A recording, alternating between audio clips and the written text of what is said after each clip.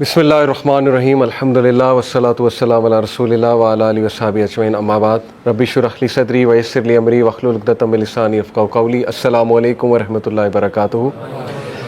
جزاک اللہ خیر، ماشاءاللہ، glad to see you all. اللہ تعالیٰ آپ سب کا آنا قبول کرے، ایک ایک قدم پہ ریوارڈ دے۔ اللہ تعالیٰ ہم سب کے دل میں رسول اللہ صلی اللہ علیہ وسلم کی خالص محبت اس کو قائم رکھے، اس کو انکریز کرے، اور اللہ تعالیٰ ہم سب کو رسول اللہ صلی اللہ علیہ وسلم کا اسوائے حسنہ اس سے سیکھنے کی توفیق دے، آمین ثم آمین۔ آج کا انشاءاللہ topic, before I teach the actual سیرہ، میں چاہتا ہوں کچھ بیک گراؤنڈ آپ لوگوں کو پتہ چلتا رہے، بہت ضروری ہے۔ جیسے لاسٹ کلاس میں بھی میں نے فوکس اس پہ کیا تھا کہ ہم اس بات سے چلیں، اس اینگل سے آئیں کہ اللہ کے نبی صلی اللہ علیہ وسلم اللہ کے سچے نبی تھے، اس پہ بہت پختہ ایمان ہمارا ہونا چاہیے، اور دین اسلام سچا مذہب ہے، سچا دین ہے۔ یہ انشاءاللہ آئی ہوپ کہ جو میں نے آرگومنٹس آپ کو بتائے تھے وہ انف ہوں گے، اور یہ اس لیے ضروری ہے کیونکہ بلیو می کہ جس دور فتن میں ہم رہ رہے ہیں، اگر آپ نہیں تو آپ کے بچے آپ سے ضرور یہ سوال پوچھیں گے کہ اسلام ہی کیوں؟ پکی بات ہے، آپ سے سوال پوچھیں گے، اور کیا رسول اللہ صلی اللہ علیہ وسلم واقعی اللہ کے نبی تھے؟ تو اس لیے آج بھی تھوڑا ہم اس کو مزید انالائز کریں گے۔ میں آپ کے سامنے ہندو اسکرپچرز اور Bible, old testament, new testament plus Buddhist scripture سے کچھ باتیں بتاؤں گا رسول اللہ صلی اللہ علیہ وسلم کے بارے میں، کلیئر سائنز اس میں لکھے ہوئے اللہ کے نبی صلی اللہ علیہ وسلم کے بارے میں کہ وہ آئیں گے، جس سے آپ کا پرسپیکٹیو مزید بلڈ ہوگا اور انشاءاللہ آپ کا ایمان بھی بڑھے گا۔ اس سے پہلے میں چاہتا ہوں کہ آپ لوگوں کو یہ سمجھاؤں کہ سیرت کہاں سے رہی ہے، سیرت کی سورس کیا ہے، کیونکہ دیکھیں قرآن کی سورس تو ظاہر ہے اللہ نے خود کہہ دیا۔ لوگ کہتے ہیں نا کہ قرآن نے تو خود کہا سورہ ہجر میں ورس نمبر 9 میں کہ ہم ہی ہیں جس نے اس ذکر کو ریویل کیا ہے اور ہم ہی اس کی حفاظت کریں گے۔ تو ہمارا آرگومنٹ اصل میں ہوتا ہے، یہ بڑا اسٹرانگ آرگومنٹ ہے اگینسٹ دوز پیپل جو یہ کہتے ہیں کہ نہیں حدیث اور سنہ کی کوئی ضرورت نہیں، آج کل یہ فتنہ بہت بڑھ رہا ہے۔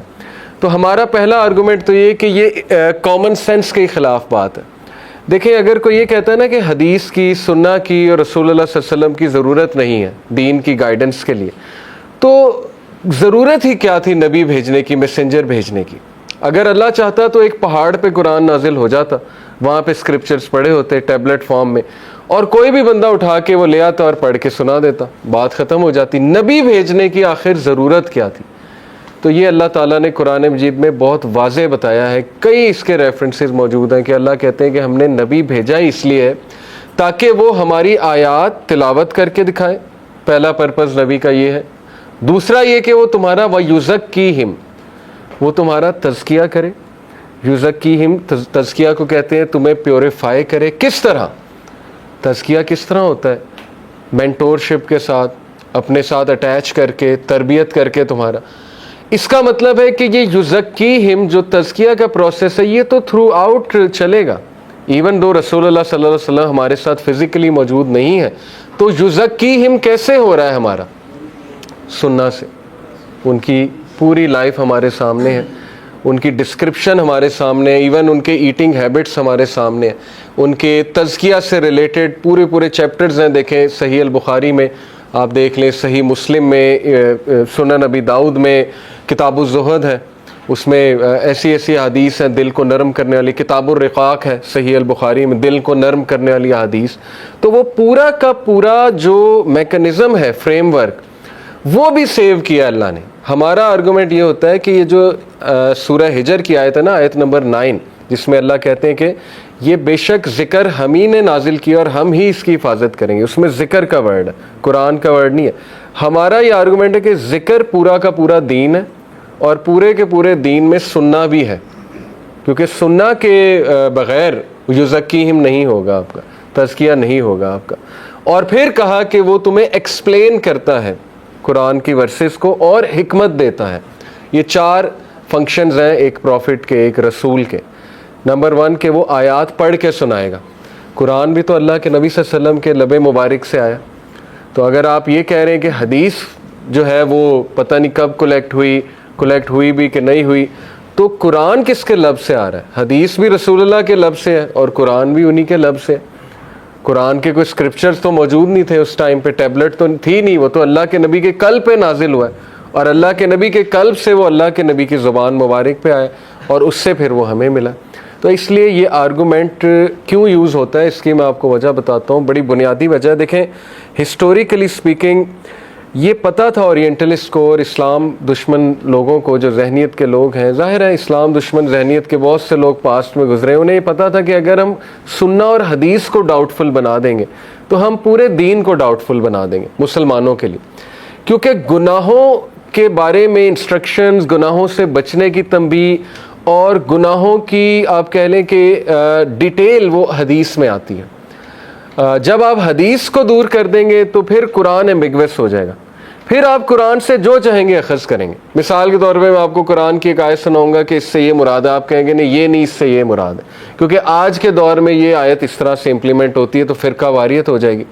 تو حدیث جو ہے یہ یونائٹ کرتی ہے، کیونکہ جب حدیث سے ایک اوپینین آ گیا کہ نہیں اس قرآن ورس کا یہ مطلب ہے، اور نبی صلی اللہ علیہ وسلم نے خود ترجمانی کر دی کہ اس سے یہ مراد ہے، تو وہاں ڈسکشن از اوور، وہاں پہ ہم فل سٹاپ لگا دیں کہ اب ہمارا پرسنل ویو کوئی نہیں ہے۔ تو بیویئر آف دس فتنہ، اس فتنے کی بہت بڑی وجہ میں نے آپ کو بتایا کہ وہ دین پورا چیلنج ہو جائے گا اگر حدیث کو آپ نے چیلنج کر دیا اور سنہ کو آپ نے چیلنج کر دیا۔ تو جس طرح سے قرآن اللہ نے محفوظ کیا ہے، بالکل اسی طرح حدیث بھی محفوظ کی ہے۔ یہ الگ بات ہے کہ حدیث میں پھر ضعیف حدیث بھی ہے، فیبریکیٹڈ حدیث بھی ہے، حسن بھی ہے، حسن غریب بھی ہے، مرفوع بھی ہے، ٹھیک ہے۔ میں نے پورا حدیث سائنسز کا ایک کورس کیا، اس میں ساری ٹائپس پڑھی، لیکن اس کورس میں آئی واز امیزڈ ٹو سی، میرا ایمان اتنا بڑھا کہ تھرو آؤٹ ہسٹری صحابہ نے، پھر ان کے بعد ان کے شاگردوں نے، پھر ان کے شاگردوں نے، پھر محدثین نے کتنی اٹ موسٹ کیئر سے سنہ، سیرہ اور حدیث ہم تک پہنچائی ہے۔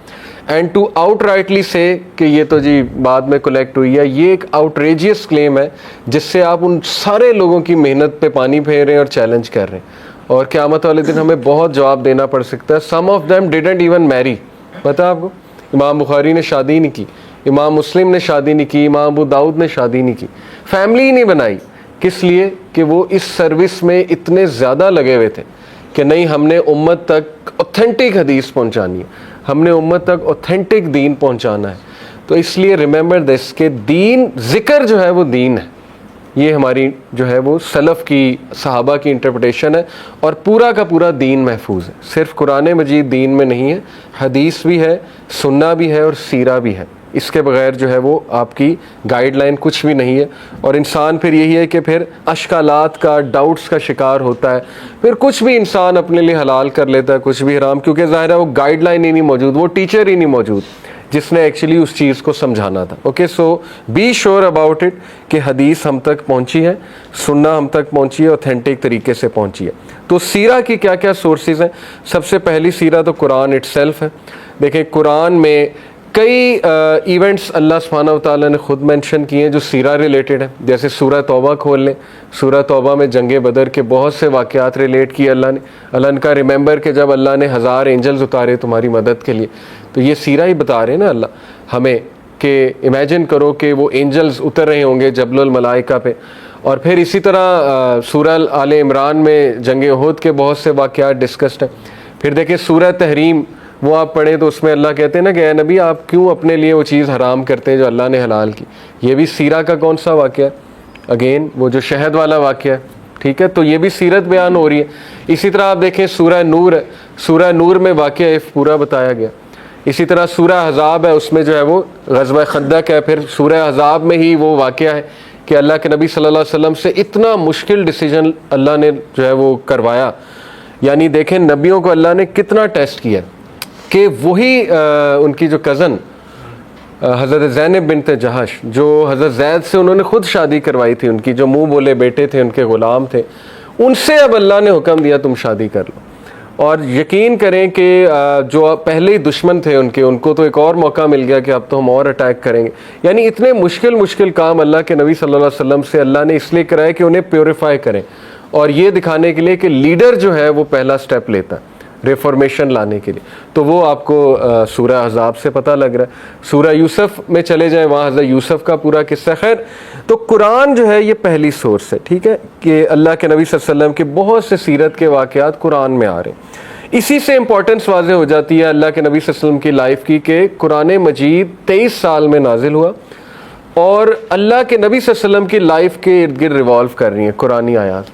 جب کچھ ہو رہا ہے، جیسے طائف کا ایونٹ ہوا تو فلانی صورت نازل ہو گئی، فتح مکہ ہوا تو اذا جاء نصر اللہ والفتح یہ نازل ہو گیا. اور عبداللہ ابن مسعود کہتے ہیں صحابی کہ قرآن کی کوئی آیت نہیں کہ مجھے نہ پتا ہو کہ کب آئی ہے.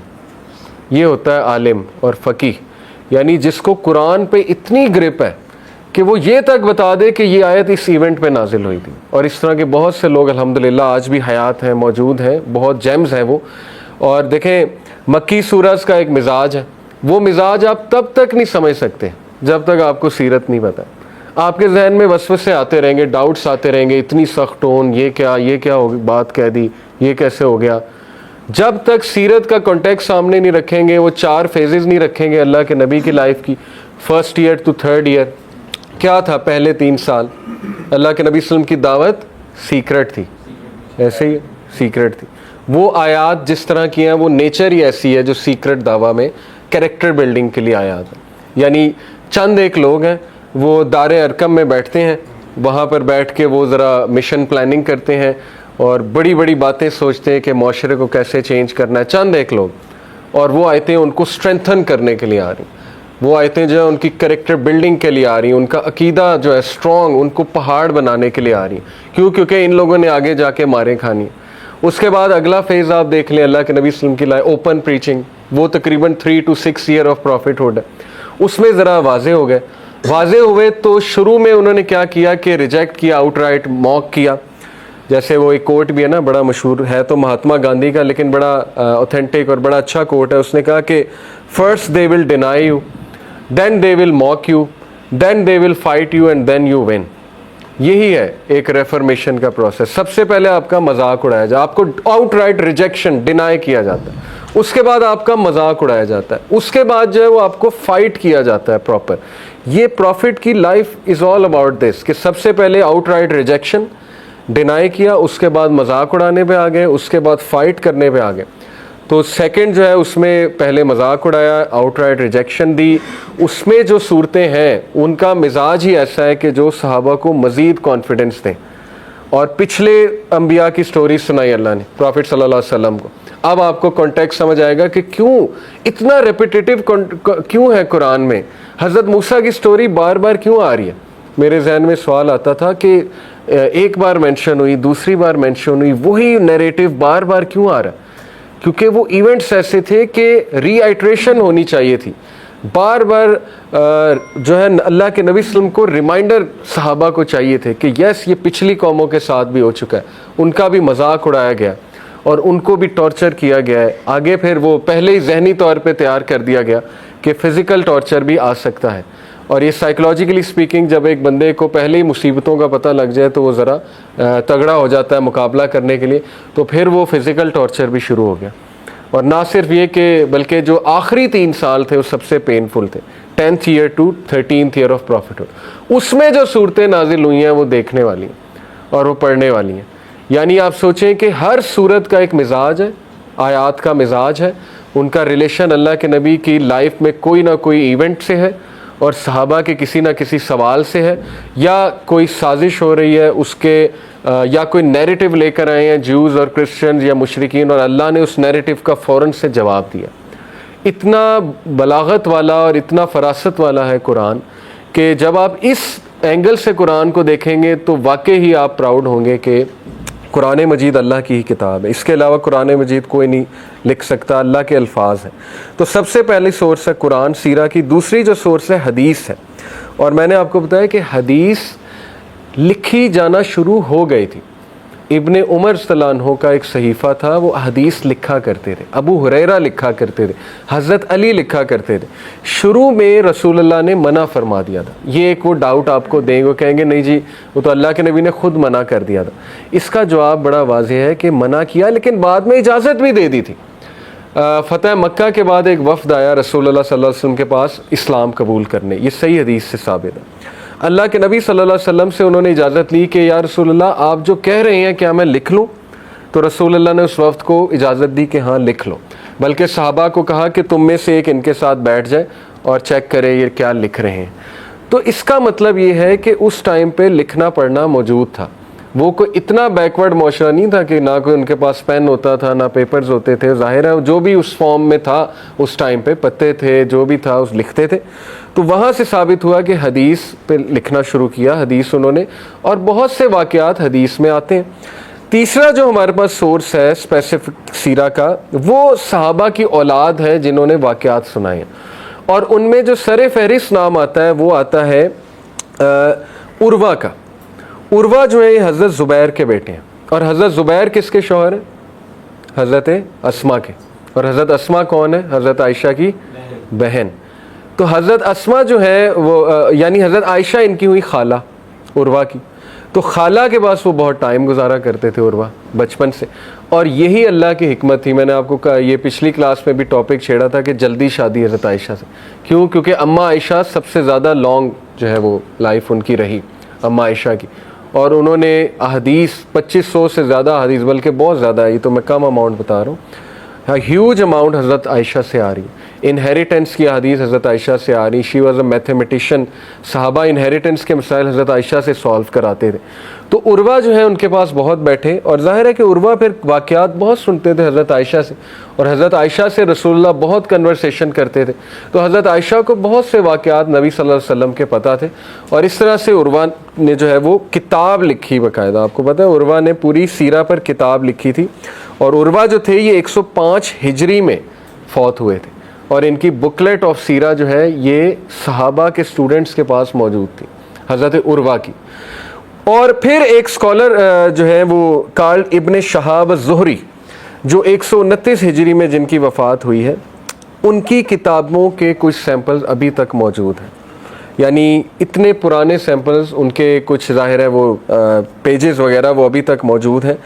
اور یہ انہوں نے عروہ سے اور ابان ایک تھے صحابہ کے اسٹوڈنٹ, ان سے مواد لے کے ایک بہت بڑی کتاب لکھی تھی سیرہ پہ.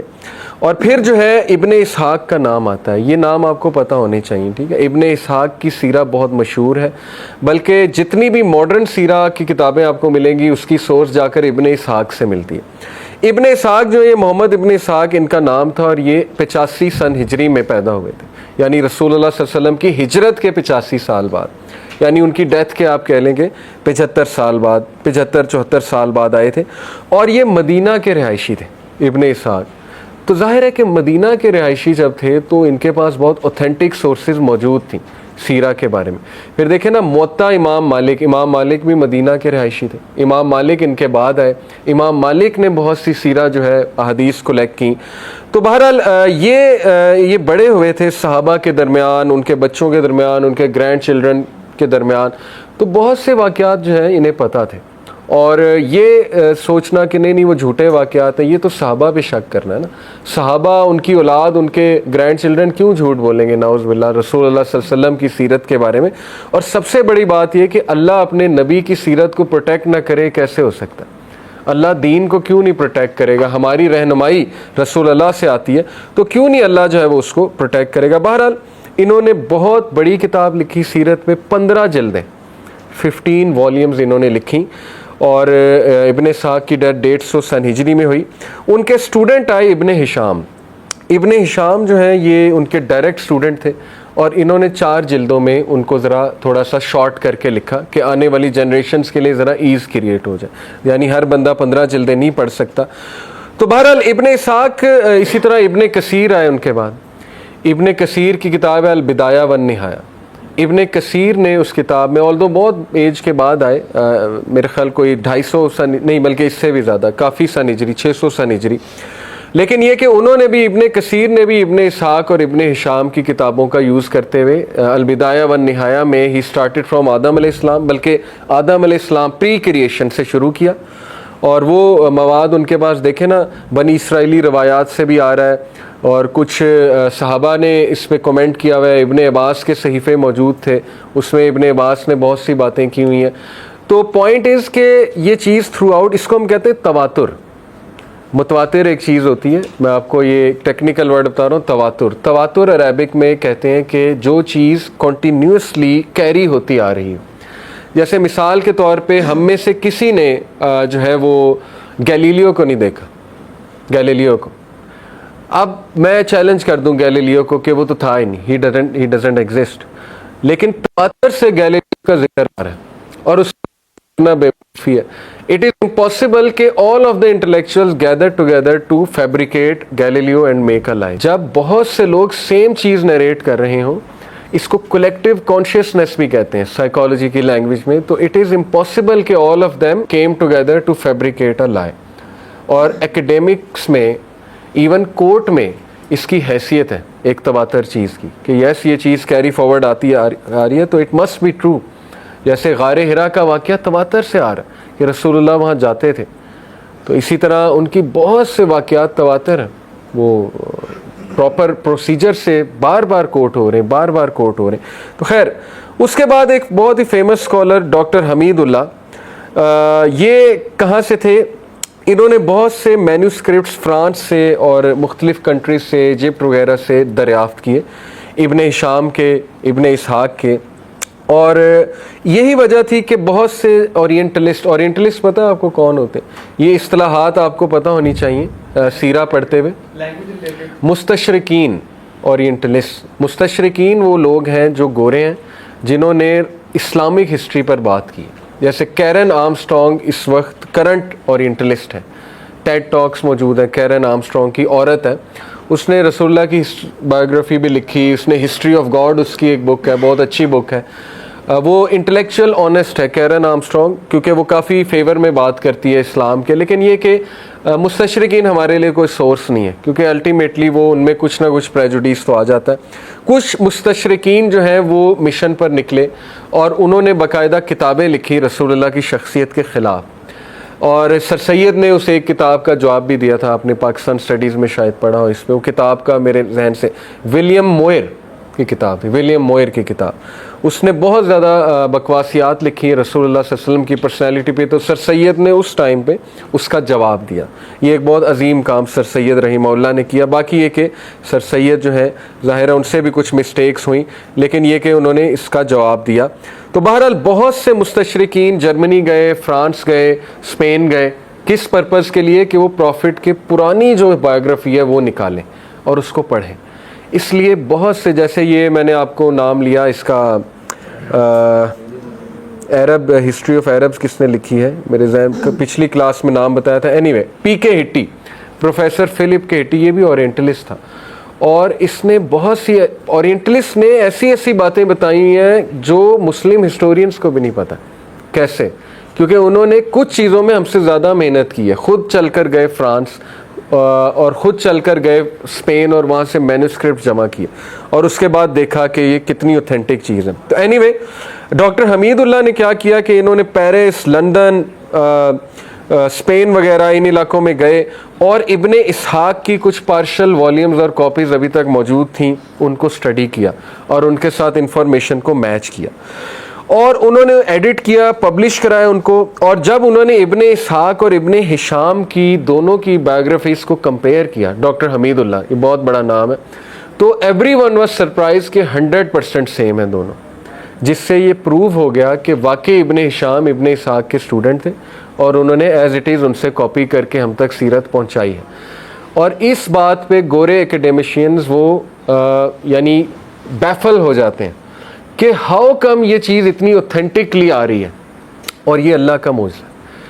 اور میں حیران ہوتا ہوں, ہمارے سو کالڈ کچھ لوگ ہیں جو ماڈرنزم سے بہت زیادہ متاثر ہو گئے کہ وہ حدیث کو چیلنج کرتے ہیں کہ نہیں حدیث بعد میں لکھی گئی ہے, لیکن ایرسٹوٹل اور پلیٹو کے جو کوٹس ہیں وہ ٹوٹل اوتھینٹک ہیں. حالانکہ ایرسٹوٹل اور پلیٹو کب کے ہیں, وہ کیسے آ گئے کوٹس آپ کے پاس, وہ فلسفی آپ کے پاس کہاں سے آ گئی, وہ تو اتنے پرانے, کہاں سے آپ ثابت کرو گے کہ ان کے ایز اٹ از یہی کوٹس ہیں. اس پر ہمارا یقین ہے کیونکہ وہ گورے لا رہے ہیں. گوروں کی فلسفی جو ہے وہ کس پر کھڑی ہوئی ہے؟ ایرسٹوٹل ہے, پلیٹو ہے, ٹھیک ہے, اسی طرح آرکیمیڈیز, وہ ساری باتیں کہاں سے آ رہی ہیں آپ کے پاس؟ وہ بھی تو یہی سلسلہ ہے نا کہ